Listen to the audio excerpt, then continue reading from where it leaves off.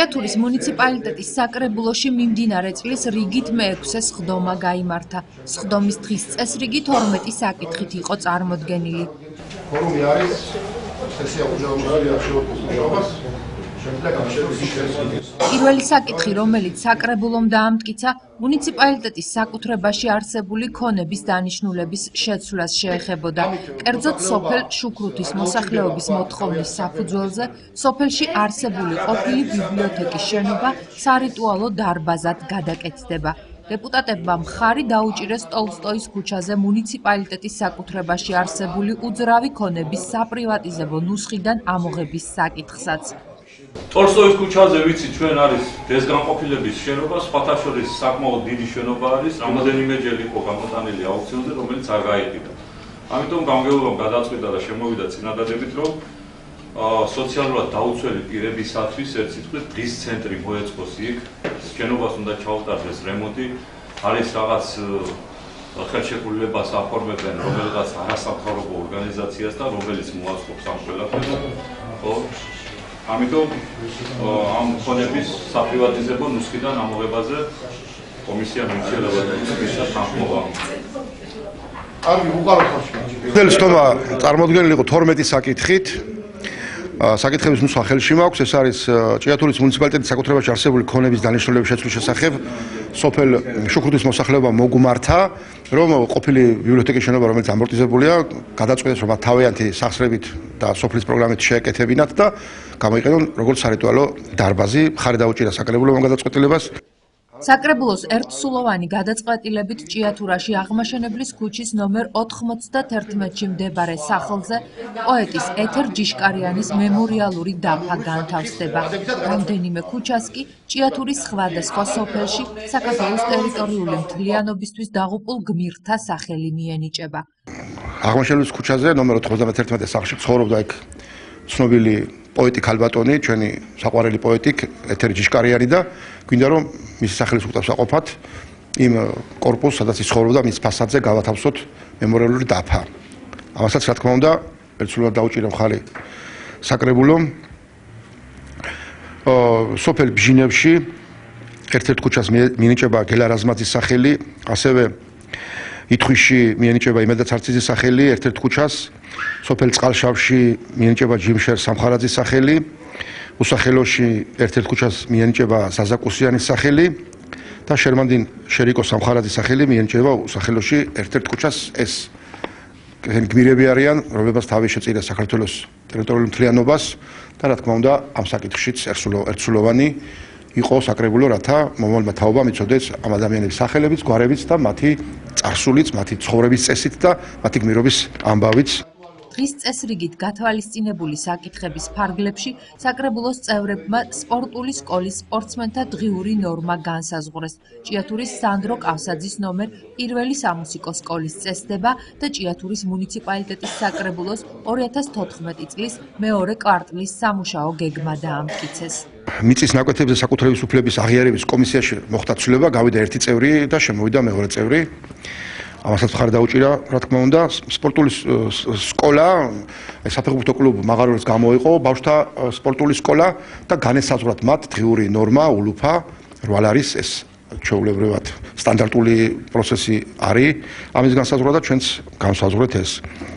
შეიცვალა წესდებაში ცვლილებები მოხდა ნომერ 1 სამუსიკო სკოლაში სანდრო კავსაძის სახელობის და მე-12 საკითხი იყო 2014 საკრებულოს 2014 წლის მეორე კვარტლის გეგმის დამტკიცება, როგორც თვითმმართველობის კანონი კარნახობს და ჩვენი რეგლამენტი, კომისიები წარმოადგენენ ხოლმე სამუშაო გეგმებს მთლიანად და მთლიან მეორე კვარტლის სამუშაო გეგმას, ანუ კვარტლურად ამტკიცებთ და საკრებულომ ამ გეგმის დამტკიცებას დაუჭირა მხარი, რითაც ამოწურა დღის წესრიგი სხდომას. საკრებულოს მე-6 სხდომაზე დეპუტატებს დღის წესრიგით გათვალისწინებული საკითხების გარდა სხვა საკითხები არ განუხილავთ. დეპუტატებმა 12-ვე საკითხს მხარი ერთხმად დაუჭირეს.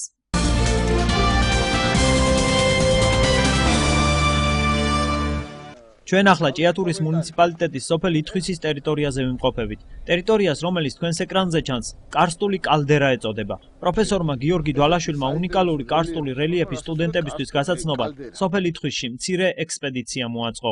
მოკლედ რო თქვა, აი რელიეფურად კარგად ჩანს ეს უზარმაზარი სივრცე, რომელიც დიდი ხნის განმავლობაში ასეულობით და მილიონობით წლის წინ აქ მოხდა ვულკანური პროცესები, ამოფრქვევა მოხდა, ეს დამტკიცებულია ტექტონიკური მოძრაობების შედეგად და ვულკანური პროცესების შედეგად ესეთი უზარმაზარი სიცარიელი წარმოიქმნა და შემდგომ პერიოდში აქ მოხდა დალექვა ქანებისა, სხვადასხვა დაილექა სხვადასხვა წყებები და იქ უკვე დაიწყო მღვიმეების წარმოქმნა.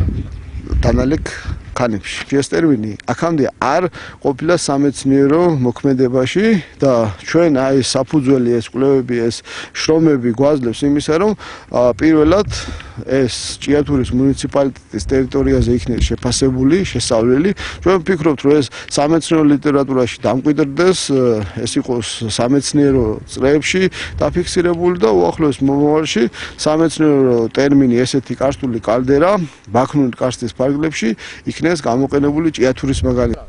დვალაშვილის ინფორმაციით, კარსტული კალდერის ზონაში გავრცელებულია გეოლოგიურად წარმოქმნილი ყველაზე ძველი მღვიმეები. მათ შორის ამ კალდერის ბოლო ფრაგმენტში მდებარეობს გასულ წელს სოფელ ითხვისის ტერიტორიაზე მიკვლეული მღვიმე, რომელსაც გიორგი დვალაშვილის ინიციატივით თესეო 95 ეწოდა. ამ ტერიტორიაზე ჭიათურის მუნიციპალიტეტში არის გეოლოგიურად წარმოქმნილი ყველაზე ძველი მღვიმეები. ამის გაგრძელებაზე მდებარეობს ის მღვიმე, რომელიც გასულ წელს ჩვენ მეცნიერული კვლევის საფუძველზე მივაკვლიეთ. უბრალოდ ეს არის ამის ბოლო ფრაგმენტში თესეო 95-ის მღვიმე აი ამ კარსტულ კალდერის ფარგლებში თავსდება.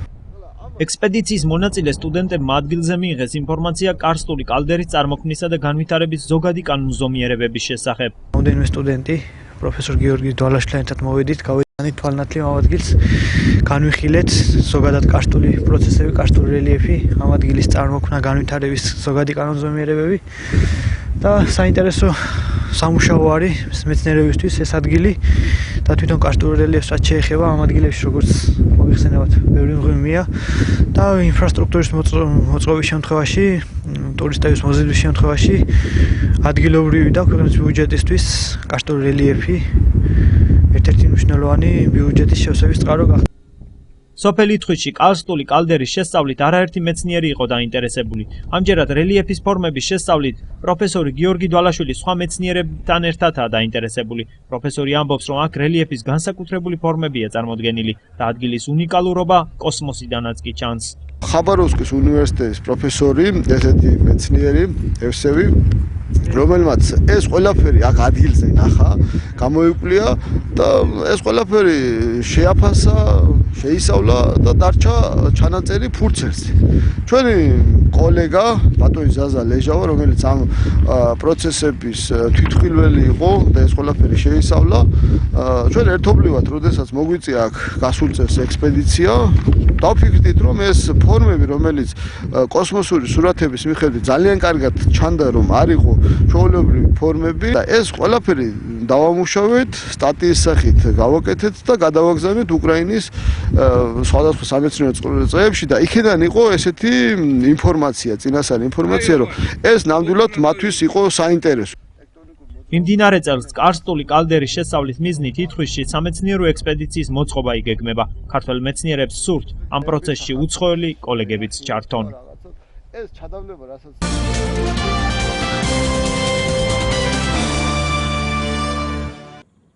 მან განუმიდა საბაგირო გზა. ეს ის ორი რამ არის, რითაც ჭიათურა არა მარტო საქართველოს, არამედ მსოფლიო მასშტაბითაა ცნობილი. პირველი საბაგირო გზა ჭიათურაში 1953 წელს აშენდა. მას შემდეგ 60 წელი გავიდა და ამ დროის განმავლობაში კიდევ არაერთი ბაგირგზა აშენდა. დღეს ის ჭიათურის სიმბოლოდაა ქცეული. ჭიათურის რელიეფიდან გამომდინარე საბაგირო გზები მაღლობებზე შეფენილ სოფლებთან თუ სხვადასხვა ქუჩებთან დაკავშირების საუკეთესო საშუალებად იქცა. ადგილობრივებს ჭიათურა საბაგირო გზების გარეშე ვერ წარმოუდგენიათ. ქალაქისთვის არის ძალიან მოსახერხებელი, იმიტომ რომ თაგორიანია და ამიტომ პირველი ტრანსპორტია ჩვენი მოსახლეობისათვის. ძალიან კარგი ტრანსპორტია და თანაც უკვე ისე ჩაიჯდა ჩვენს თასა და თაგორიან ქალაქში, რომ ფაქტიურად წარმოუდგენელია ჩვენ ქალაქში საბაგიროს გარეშე. ისტორიულად არის საბაგირო გზები ჭიათურაში, საერთოდ. წარმოუდგენელია ჭიათურა საბაგირო გზების გარეშე. ჩემი აზრით. ჭიათურა ერთი მარგანეცით იყო ცნობილი და მეორე იყო საბაგიროები. ეს უცხოელი ტურისტი იქნება. გინდა მაგალითად სხვა რეგიონებიდან ვით ჩამოვლენ. საქართველოს რეგიონებიდან სავიზიტო ბარათია. ქალაქის ხედის დათვალიერება შეიძლება საბაგიროდან. საბაგირო გზას სახლამდე მისასვლელად ხშირად იყენებენ აღმაშენებლისა და მუხაძის ქუჩის მაცხოვრებლები. აუცილებელია ჩვენი უბნისვლა თითქმის აუცილებელია რომ წყალი გინდა, ჰაერი გინდა ისეა საჭიროა. მუხაძის სახელობის ეს საბაგირო გზა ერთ-ერთია იმ 4 მიმართულებას შორის, რომლის რეკონსტრუქცია, რეაბილიტაციაც მიმდინარე წელს იგეგმება. საქართველოს პრემიერ-მინისტრმა უკვე მოიწონა ინფრასტრუქტურის სამინისტროს მიერ წარმოდგენილი პროექტი ჭიათურის ბაგირგზების რეკონსტრუქცია რეაბილიტაციის შესახებ. 20 მარტს მიღებული პრემიერის განკარგულებით ფინანსთა და რეგიონალური განვითარების სამინისტროებს დაევალათ აწარმოონ მოლაპარაკებები საფრანგეთის მთავრობასთან პროექტის დაფინანსების შესახებ. პრემიერ-მინისტრის მიერ იქნა გამოცემული განკარგულება ახალი საბაგირო გზების დაფინანსებასთან დაკავშირებით, რომელიც დავალებული აქვს ფინანსთა სამინისტროს და ინფრასტრუქტურის განვითარების სამინისტროს. ამასთან დაკავშირებით ჩვენ ეს ბრძანება უკვე განკარგულება მოგვივიდა და აქტიური მუშაობა მიმდინარეობს. სულ მალე ჩამოვლენ, როგორც ვიცით, საფრანგეთის ამ ფირმის პომას თვითონ პრეზიდენტი და დაიწყება უკვე ძველი გზების დემონტაჟი და ახალი საბაგირო გზების მშენებლობა. ფრანგული კომპანია პომა ჭიათურის ბაგირგზების შარშან დაინტერესდა. კომპანიამ სურვილი გამოთქვა ჭიათურაში ბაგირგზების რეკონსტრუქცია რეაბილიტაციისთვის ინვესტიცია განახორციელოს. საუბარია 14 მილიონ ევროზე, რაც სამმხრივი საბაგიროს სრულ დემონტაჟსა და მის ადგილზე 4 მხრივი საბაგიროს აშენებას გულისხმობს. უკვე მიდის მუშაობა და შეიძლება რამოდენიმე ხაზი სახეშეცვლილი იყოს. აი კონკრეტულად ეს არის სამმხრივი საბაგირო გზა და შეიძლება გახდეს 4 მხრივი საბაგირო გზა, ანუ 4-ვე მიმართულებით გავიდეს საბაგიროები აქედან, ცენტრალური სადგურიდან. შეპესა ჭიათურის ბაგირგზების უფროსი ამბობს, რომ ფრანგულ მხარესთან სხვადასხვა საკითხებზე კონსულტაციები მიმდინარეობს.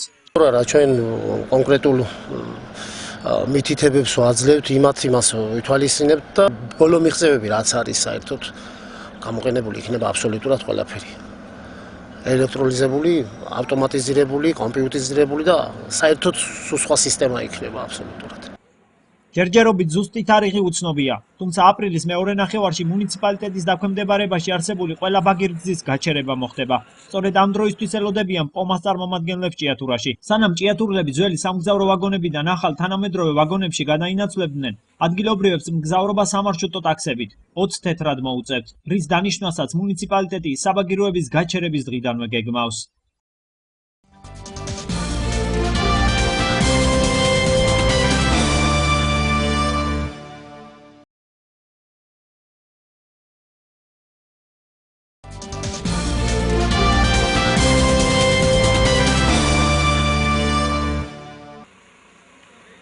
ასე იწყებენ ყოველ დილას საჩხერის დასუფთავების სამსახურის თანამშრომლები. ძღოლი ოპერატორისა და მტვირთავის სამუშაო დღე 7 საათზე იწყება. საყოფაცხოვრებო ნარჩენებისგან ისინი ჯერ ქალაქის ქუჩებს ასუფთავებენ, შემდეგ სოფლებში გადიან. დილით შუა დღემდე ერთი მძღოლი მუშაობს, შუა დღის მერე მეორე მძღოლი მუშაობს. მათი ანაზღაურება თვეში შეადგენს 550 ლარს. ყავს მეორე სპეცავტომანქანაც, რომელიც პატარა მოცულობის არის, მასაც ემსახურება ორი მძღოლი. მათი ანაზღაურება თვეში შეადგენს 800 ლარს. ეს მანქანა ემსახურება იმ ადგილებს, სადაც ვერ ხერხდება დიდი სპეცმანქანის შესვლა, ამ პატარა ფორდით ხდება იმ ნარჩენების გატანა, რომელიც მოსახლეობას გააჩნია საყოფაცხოვრებო ნარჩენის გარდა. 7 საათიდან ვიწყებთ მუშაობას და გარკვეული დრო მუშაობ. მე და შემდეგ მეორე მძღოლი. არის ახლა სეზონის ზაფხული, როდესაც დამსვენებლები ჩამოდიან, არის გადატვირთვა. ქუჩებში არსებული ნაგვის ურნების დაცლის შემდეგ ნარჩენები ნაგავს საყრელზე მიაქვთ. ვიდრე ნაგავს დაცლიან ძღოლმა რეგისტრაცია მყარი ნარჩენების კომპანიის სერვის ცენტრში უნდა გაიაროს, რომელიც ნაგავს საყრელის მიმდებარე ტერიტორიაზეა. მას შემდეგ, რაც მყარი ნარჩენების კომპანიის წარმომადგენელი შემოსულ მანქანას აღრიცხვას გაუკეთებს, კონტეინერი იცლება. საჩხერის კეთილმოწყობის სამსახურის უფროსის ინფორმაციით, აქ დღეში 100-მდე შემომსვლელი მანქანა რეგისტრირდება. აი აქ ჩვენ გვაქვს სპეციალური მოწყობილობები, გვაქვს სპეციალური დაამზადებითი სისტემა, სადაც ხდება წყლის მოთავსება, ავზი საკმაოდ დედიავზეა ოფიციალურ ძალებაში მანქანებს და მათი დარეცხვა მათი დეზინფექცია შეწამლა და მის შემდეგ გადის ისევ ხელახლა სამუშაო. საჩხერის დასუფთავების სამსახურში 32 თანამშრომელია. კეთილმოწყობის სამსახურის უფროსის განცხადებით, ისინი ცვლის განრიგით 24 საათიან რეჟიმში მუშაობენ. მოსახლეობის უკმაყოფილების მიზეზი კი გავსებული კონტეინერი ხდება, რომლის დაცლა თავის დროზე იმ შემთხვევაში ვერ ხდება, როცა ტექნიკა ზიანდება. საღამოობით ვაკეთებთ პატრულირებას იმისათვის, რომ არ დარჩეს რაიმე ურნა, სავსე, რომ არ მოხდეს ამ ნარჩენების განიავება. როდესაც ავტომანქანა ზიანდება, ეს ისეთი ავტომანქანა არის, რომ ცოტა რთულია ამ ნაწილის მოძებნა და აი ფერხდებით ხოლმე გვაქვს გარკვეული შეფერხება და ცოტა მოსახლეობიდანაც უკმაყოფილება სიწვევს ეს. დასუფთავების სამსახურში აცხადებენ, რომ ხშირია მოსახლეობის მხრიდან ურნების დაზიანების შემთხვევებიც. ამის გამო ქალაქში მათი არასაკმარისი რაოდენობაა. ახლო მომავალში ისინი ახალი კონტეინერების შეძენას გეგმავენ. ჩვენ შეგვიდა როგორც მუნიციპალიტეტის გამგეობა, ასევე მუნიციპალიტეტის საკრებულო, რომ უახლოეს მომავალში გამოგვიყვებენ ახალ ავტომანქანას, გამოაცხადებენ ტენდერს, შეესყიდიან და გადმოგცემენ.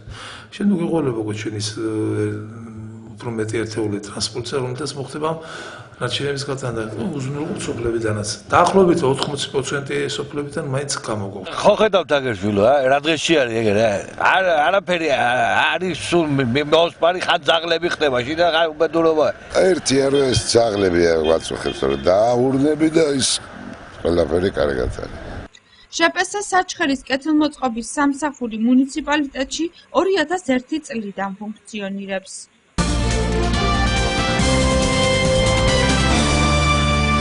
2014 წელს საქართველოს მოსახლეობის საყოველთაო აღწერაა დაგეგმილი. მომავალ აღწერასთან დაკავშირების სტატისტიკის ეროვნული სამსახურის წარმომადგენლებმა ჭიათურაში მომავალი რეგისტრატორებისთვის ტრენინგი გამართეს. ადამიანებს, რომლებსაც უშუალოდ მოუწევს მოსახლეობის აღწერა, რუკების საშუალებით სრული ინფორმაცია მიეწოდათ სხვადასხვა საკითხებთან დაკავშირებით. მოსახლეობის საყოველთაო აღწერის პირველადი სამუშაოები 8 აპრილს დაიწყება და 2 კვირა გაგრძელდება. შეგახსენებთ, რომ ბოლოს საქართველოს მოსახლეობის საყოველთაო აღწერა 2002 წელს ჩატარდა. ეს საყოველთაო აღწერა მოიცავს მთლიანად მთელი საქართველო უნდა დაფაროს და რა თქმა უნდა ჩვენ ვიმუშავებთ ჭიათურაში თავის სოფლებიანად, ქალაქებიანად, ყველა ადამიანი, ვინც კი ცხოვრობს ამ ტერიტორიაზე იქნება აღწერილი.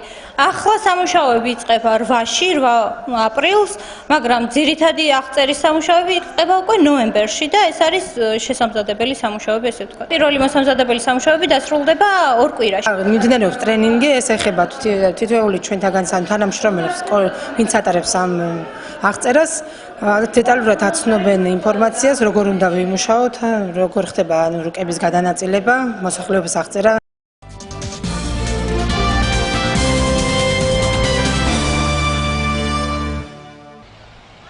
ეს ძაღლი სახელად ბაქსი, სხვა მაწანწალა ძაღლების გვერდითაა, თუმცა მისი პატრონის თქმით ის მაწანწალა სულაც არაა.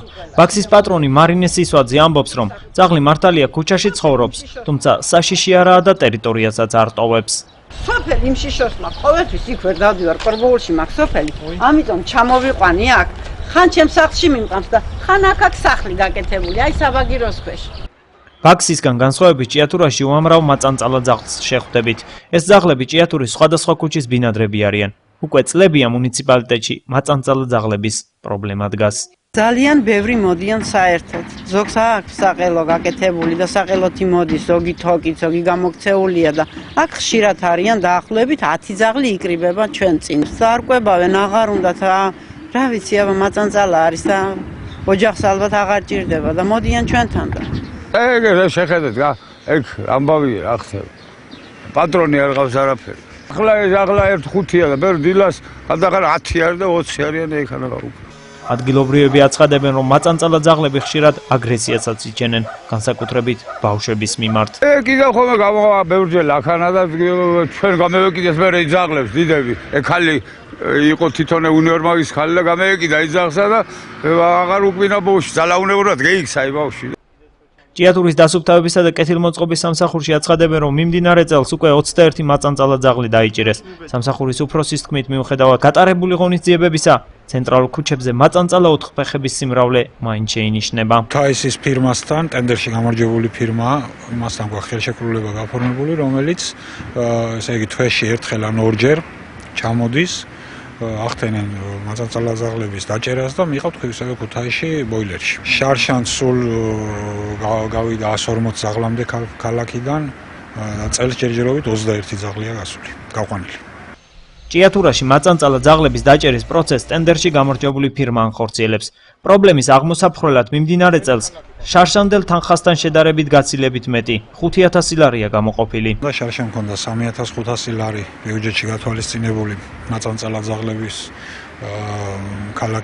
ქალაქის ტერიტორიიდან გაყვანასთან დაკავშირებით და წელს გვაქვს 5000 ლარამდე უკვე. მაგათი გამრავლება ხდება, როგორ სოფლებიდან ჩამოყავთ ქალაქის ტერიტორიაზე ისევე მოსახლეობას და ტოვებენ აქ და ამიტომ პერიოდულად გვიწევს ესე იგი ხშირად გვიწევს გამოძახება იმ ქუთაისლების და დაჭერა და გაყვანა მაგზავლების. პრობლემის დაუყოვნებლივ გადაჭრაზე როგორც ადგილობრივები, ისე დასუფთავების სამსახურის წარმომადგენლები საუბრობენ. მაწანწალა ძაღლები კი ჭიათურის ქუჩებში ცხოვრებას ჯერჯერობით ჩაულ რიტმში აგრძელებენ.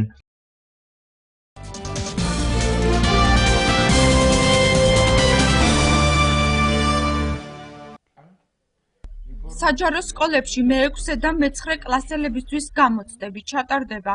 ამის შესახებ ინფორმაცია გამოცდების ეროვნული ცენტრის ვებგვერდზე დევს. საქართველოს განათლებისა და მეცნიერების სამინისტროს ჭიათურის რაიონის საგანმანათლებლო რესურს-ცენტრში აცხადებენ, რომ ტესტირება ნებაყოფლობითია. საქმე ეხება პირველი და მეორე საფეხურის, ანუ დაწყებითი და საბაზო საფეხურის დამამთავრებელ კლასებს. ეს არის მე-6 და მე-9 კლასი. გამოცდების ეროვნული ცენტრი საჯარო სკოლებს თავაზობს ტესტირების ჩატარებას ამ მე-6 და მე-9 კლასებში შემოვალ ყველა საგანში. მაგრამ ეს არის ნებაყოფლობითი, კონკრეტული სკოლა აირჩევს ან არ აირჩევს ამ ტესტირების ფორმას. აქვე მინდა განვაცხადო, რომ ტესტირების შედეგები არ ახდენს ბავშვზე გავლენას. ეს არის კვლევითი ფორმის და სკოლას ეხმარება გაარკვიოს დაადგინოს თუ მოცემულ ეტაპზე, ანუ საბაზო და დაწყებით საფეხურზე სკოლა მიაღწია თუ არა ეროვნული სასწავლო გეგმით გათვალისწინებულ სტანდარტით გათვალისწინებულ შედეგს. ნუგზარ მიროტაძის ინფორმაციით რეგისტრაცია 1 კვირაა დაიწყო, თუმცა ამ დრომდე ჭიათურაში გამოცდების ჩატარების სურვილი არცერთ სკოლას არ გამოუთქვამს. წინა წელსაც ჩატარდა, ჩვენი რაიონიდან ჩართული იყო საჯარო სკოლები და ველოდები, რომ იქნებ წელსაც მიიღებენ აქტიურ მონაწილეობას და ჩაერთვებიან ამ ძალიან კარგ საქმეში. გაიხსნება სტატისტიკური გვერდი, თუ მოცემულ რაიონში კონკრეტულად რომელი სკოლა, რომელ ადგილზე გავიდა, ან საქართველოს მასშტაბით რომელი სკოლა, რომელ საგანში, რომელი კლასი იყო, რომელი სკოლა იყო და ასე შემდეგ, ანუ საუკეთესო შედეგი არის და ვინახოთ საქართველოს მასშტაბით კონკრეტული სკოლა თავისი შედეგით სადგას. ეს ერთგვარი სტიმული არის მშობლებისთვისაც, ანუ დაინახოს მისი შვილი სასწავლებლად. მე-6 და მე-9 კლასებში გამოცდები პირველად შარშან ჩატარდა. ჭიათურის პირველი საჯარო სკოლა ერთ-ერთი იყო, რომელმაც 2013 წელს გამოცდები ჩაატარა, თუმცა წელს თავს იკავებს. ფინანსებთანაც არის დაკავშირებული. თუ ბიუჯეტში არ აქვს გარკვეული თანხა თითოეულ მოსწავლეზე გადასახდელია, თუ არ ვცდები დაახლოებით 2 ლარიდან 2 ლარ 9-მდე. ამას სჭირდება, რომ ეს ბიუჯეტში კონდეს გათვალისწინებული. და სხვათა შორის გასულ წელს მე მქონდა ბიუჯეტით ეს გათვალისწინებული, მაგრამ წელს არ მაქვს და ვერ ჩავერთე ამ პროცესში, თუმცა ვიცი, სასურველია რომ ჩაერთონ სკოლები და მიიღონ მონაწილეობა ამ კვლევაში. პირველი საჯარო სკოლის მე-9 კლასელები თვლიან, რომ გამოცდების ჩატარება ცოდნის დონის გამოვლენა ამაღლებაში შეუწყობს ხელს, თუმცა აცხადებენ, რომ ამჟამად მზად არ არიან. კარგი იქნება ეს გამოცდა, რადგან გამოცდილებასაც შეგვიძლია და უფრო მომზადებული ვიქნებით მე-11 და მე-12 კლასში საათესტატო გამოცდებისათვის. თუ მე-9 კლასში ჩატარდა გამოცდა, მე ახლა არ ვიქნები მზად. იმიტომ რომ როგორც ეროვნული გამოცდების დროს ხდება, პრეტესტები უნდა იყოს 2-3 თვით ადრე. ხოლო ჩვენ პრეტესტები არ გქონია. ასე რომ მე არ ვიქნები მომზადებული ამ გამოცდების შესაბამისად. მე-6 და მე-9 კლასებში გამოცდების ჩატარების მსურველი საჯარო სკოლების რეგისტრაცია 18 აპრილს დასრულდება.